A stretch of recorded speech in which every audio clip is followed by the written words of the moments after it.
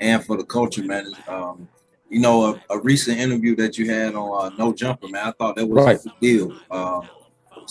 So to my viewers, can you explain why you know something like why this particular interview was a big deal, you know, for the city, and you know why it may have taken so long for something like this to happen?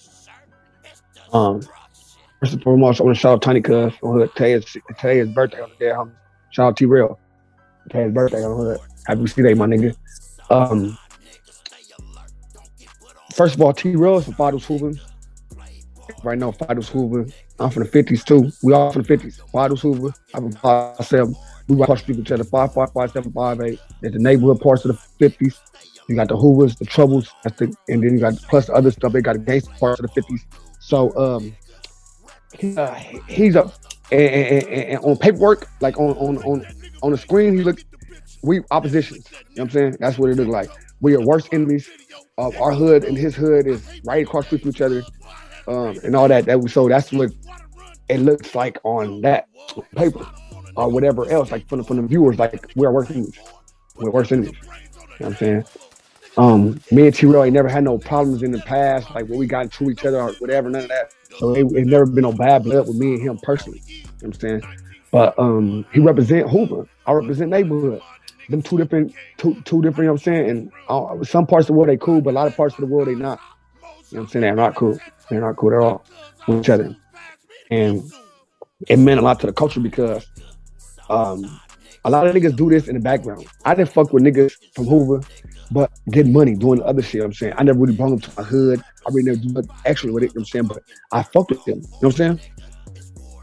So I see this a lot happen in the background. Like homies fucking with certain niggas from Hoover, Hoover fuck with certain homies from the hood, all this type of shit.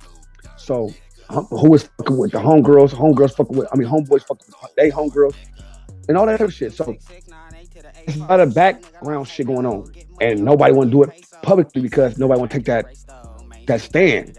So he's a figure, and I'm blowing up in the world as being a figure. So we just sat down, we had that conversation, my nigga, and it was monumental. Like the way I felt it was gonna touch us, it touched way, it magnified by like 10,000. You know what I'm saying? Like the magnifications of it. I thought, you know what I'm saying, I'm just thinking about Los Angeles. It touched the damn the world. Now I'm talking new niggas hitting me from UK, from New Zealand, from different places. Like, man, I know what that shit mean. Like, nigga, and a lot of these people are non-affiliates. We know what that Yeah, shit means as non-affiliate. Like, I know what that shit means. And shit, we was all across everybody fucking screen. Um, yeah, I respect. I love that shit. You know what I'm saying? It was like it was it meant a lot to the culture. I felt it was a significant moment into the culture, right? But I felt it was a little significant moment. Now it's like it was a big moment. You know what I'm saying? I was one of like we have moments like, you know what I'm saying, where niggas did their thing. You know what I'm saying, on hood. You know what I'm saying? We got the Nips and all these other niggas that did their shit to fuck with Tiger and all these other niggas. You know, and they did their shit, and they did it with grace. Like they did it nigga, as a standing up. I'm a neighborhood crip nigga, and I'm gonna keep that in mind. And it's a lot of niggas. I just want to take that stand. Or if I do this, it's to take that stand from my side and speak because eventually you've been on if niggas ain't been on prison yards and all that. And with our prison yard, we have disagreements. Niggas sit there and chop it up. It be whole ass enemies. We gotta sit there and see what's going on. Is it gonna go there? If it can't go there, where we go? You know what I'm saying? So this is some, like he said, it was a 4 yard politic type shit. I mean,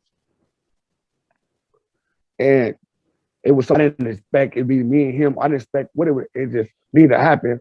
And I'm just grateful it happened. I was a nigga that up there to, you know what I'm saying, to hold my throne for my crown, you know what I'm saying, and my team. And I felt we handled business. We did that shit, my nigga. I looked at it from me sitting there, it was like, all right, we just chopping it up. Now, for me looking at it on camera, looking on the screen, it's like, damn, we really chopping it up, but we really on some shit. I don't know, you know what I'm saying? We on some shit. And like we doing this shit publicly, we on some shit, cause like this is it. Like this is a good message to put out there for the people. And that's what it was.